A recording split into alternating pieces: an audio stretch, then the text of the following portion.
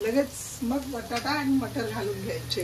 कांद्याचा कच्चा हे संपला कारण बटाटा शिजवायचा आहे ना, मग कांदा अजून शिजणार त्यात, म्हणून लगेच बटाटा घालायचा, लगेच हे मटार घालायचे. हॅलो व्ह्यूअर्स, मी अश्विनी गायकवाड तुमचं खूप खूप स्वागत करते माझ्या चॅनलमध्ये ज्याचं नाव आहे आशुजितू व्लॉग्स. तर आज खूप टायमाने म्हणजे है ना, घरातली सगळी कामं आवरली आणि मग 5-6 आता 5:45 झाले, 5:45ला ब्लॉग चालू केलाय.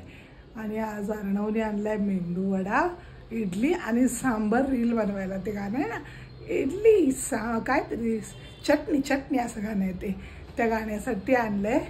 तर चला मग म्हटलं व्लॉग पण चालू करूया, ब्लॉग पण करूया, तुम्हाला पण दाखवूया, तुमच्यासोबत शेअर नको का करायला. चला आता दाखवते अर्णवने पहिलं काय आणलंय. चलो भाया देखते अर्णवने. हा मोठा क्या डोसा आहे, हा कुठला डोसा आहे? ओके, पण हा मैसूर नाही वाटत, हा साधा आहे. हा, आणि काय आणले बघूया. हो पहिला ते गाणं आहे ना सांबर, त्यासाठी मी वाट्या छोट्या छोट्या घेतल्या, तसं रीलमध्ये दिसायला छान म्हणून अशा छोट्या छोट्या वाट्या घेतल्या. एकीवर एक आदलल्या. नेक्स्ट काय मी इडली नाही आणव, इडली नव्हती त्याच्याकडे, मग दुसरीकडनं आणायची. पण गाण्यात इडली तर लागेल ना. तो वडा घे ना. हा तो वडा आहे ना. वडा आहे पण गाण्यात इडली इडली इडली आहे ना मेन. इडली डोसा असं आहे ते गाणं. चलो और क्या है, उसमें चटनी भी है क्या? ये वाली चटनी है ना, 2 सांबार आहेत का की एक्स्ट्रा दुसरा कोई चटनी आहे? हा, दुसरी चटणी, डोस्याची चटणी त्यांनी वेगळी दिली आहे. म्हणजे ते मैसूर डोसा असतो ना, त्याच्या डोस्याची जी भाजी असते ती त्यांनी वेगळी दिली आहे. येस, और भी कुछ लाए हो ओ भैया. काय समोसा आणलास ना स्वतःसाठी? मला काय आलं. चल ठीक आहे, कोई नहीं, ये देखो मैंने खुद के लिए समोसा लाया. चला आता आधी रील बनवून घेऊया आणि मग परत आपला ब्लॉग कंटिन्यू करूया.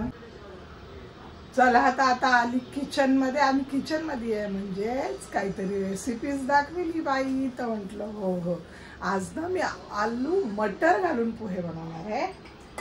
हे मटर वाटाणे, ओले वाटाणे, त्याचं हे बनवणार आहे पोहे. तर म्हटलं तुमच्यासोबत रेसिपी पण शेअर करते. खूप दिवस झाले मी रेसिपी शेअर नाही केल्यात ना असं पण, तर आज रेसिपी पण शेअर करेन. मग आता अर्णवला बोलवते जरा कॅमेरा पकडायला. आणि हे बघा पोहे काढून घेतलेत. आता तोपर्यंत मी पोहे स्वच्छ धुवून घेते, तयारी करते आणि लगेच रेसिपीला आपण सुरुवात करू. असे चाळणीत पोहे छान धुवून घेतलेत आणि निथळायला ठेवलेत. चाळणीत ते छान निथळून पण जातील म्हणून. आणि आता ठेवूया कढई. मटर काढलेत, बटाटा पण कापून घेतलाय, अर्धा लिंबू घेतलाय, कांदा आणि हिरवी मिरची कापून घेतली. एक मोठा कांदा चिरलाय आणि 3 हिरव्या मिरच्या चिरल्यात. हिरवी मिरची जरा स्पायसी छान वाटेल ना, म्हणून तुम्ही स्पायसीनेसच्या हिशोबाने हिरवी मिरची. चला कढई तापवली. कचकच कांदा कापताना काय काय गाणं होतं ते, कचकच कांदा कापताना कढई तापवली. हाताला चटका लागला तरी बी काहीतरी आहे पुढं, मी विसरली. जेव्हा रील बनवलेली ना त्या गाण्याची तेव्हा पाठ केलं होतं.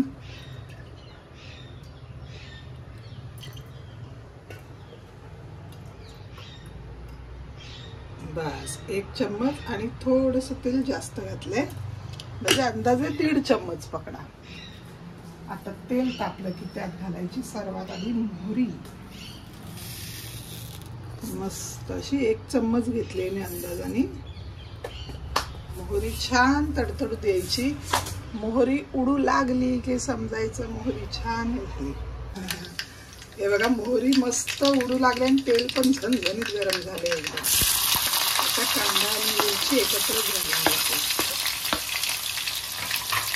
कढीपत्ता असताना तर मजा आली असती, पण आमच्याकडे कढीपत्ता संपलाय ना. मी काय म्हणत होती, कांदा आपल्याला जास्त लाल नाही करायचं, थोडासाच ब्राऊन करायचा, अगदी कच्चापणा संपण्यापुरतं त्याचा. लगेच मग बटाटा आणि मटर घालून घ्यायचे. कांद्याचा कच्चा हे संपला कारण बटाटा शिजवायचा आहे ना, मग कांदा अजून शिजणार त्यात, म्हणून लगेच बटाटा घालायचा, लगेच हे मटार घालायचे. मटार मी स्वच्छ धुवून ठेवले. पोह्यात हळद घालायच्या वेगवेगळ्या पद्धती आहेत. कोण कोण पोह्यांना हळद सोलून ठेवतं, कोण फोडणीत टाकतं. मी अशी वरून बटाटा घातल्यानंतर घालते.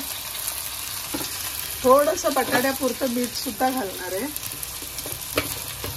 बटाटा लवकर शिजावा ना, म्हणून थोडंसं बटाट्यापुरतं मीठ घातले. पोह्यांचं मीठ आपण नंतर घालू. आता मी गॅस बारीक केली आणि याच्यावर झाकण मारून ठेवते, म्हणजे बटाटा बारीक गॅसमध्ये 2 मिनिटात लगेच शिजेल त्यासाठी. आणि म्हणून मी कांदा कमी शिजवला, कमी लाल केला की कांदा पण मग त्याच्यात अजून फ्राय होईल ना बटाट्यासोबत. मस्त बटाटा फ्राय होऊन द्यायचा.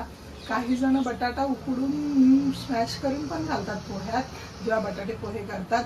मला फ्रायवाला आवडतो, आम्ही फ्रायवाला घालतो.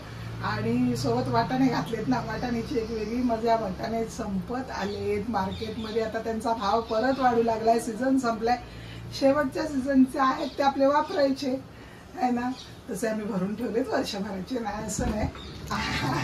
अर्धा डायरेक्ट फ्रीज खोलून दाखवते, माहिती माने कितना स्टॉक जमा करके रखा है एक साथ, है ना. चला आता जरा 2 मिनिटं स्टॉप, कॅमेरा थांबवते. 2 मिनिटं बटाटे शिजू देऊया, मग परत येऊया. 2 मिनिटं वेट केला. 2 मिनिटात तोपर्यंत इथे चहा घातली घेतली, मस्त आणवला आणि मला. आणि आता लगेच बघूया आपण. अरे वा, बटाटा म्हणून ना छान असा बारीक कापायचा आहे बघा, एकदम बारीक बारीक कापायचा, म्हणजे तो पटकन शिजतो. हा बघा मस्त शिजलाय, छान शिजला. आता लगेच पोहे घालून घेऊया. मी आधी लिंबाचा रस घालते त्यात. हे बघा अर्धा लिंबू घेतलेला ना, त्याचा रस काढून घेतला मी तोपर्यंत. आणि हे पोहे आज अर्णव आणि मीच पोहे खाणार आहोत, म्हणून फक्त 2 माणसांचे पोहे बनवले.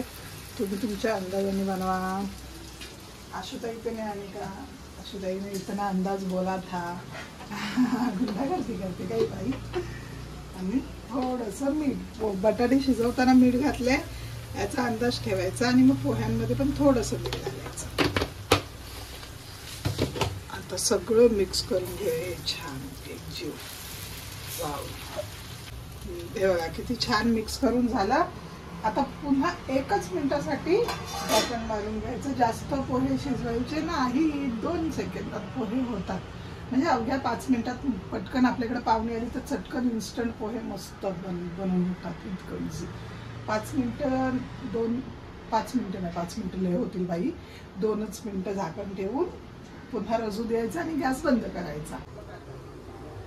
2 मिनिटं झाली. 2 मिनिटांनी आता हे बघा पोहे कसे मस्त रेडी आहेत. गरमागरम पोहा रेडी. चला आता प्लेटिंग करून घेते लेकाची आणि माझी. मस्त चहा पोहे, मज्जानी लाईफ और क्या चाहिए जिंदगी में. छान छान खा, छान छान राहा. पुन्हा खाताना भेटते.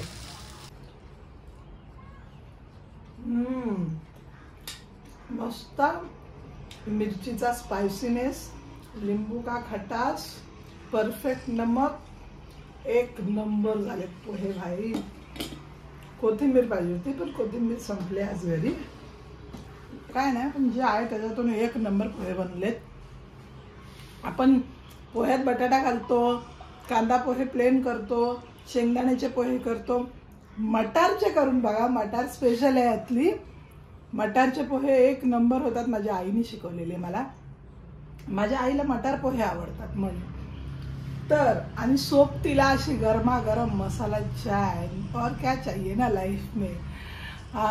तर आजचा व्हिडिओ कसा वाटला नक्की कळवा. लाईक करा, शेअर करा, कमेंट करा आणि एकदा तरी रेसिपी पण बनवून बघा. सबस्क्राईब करत जा.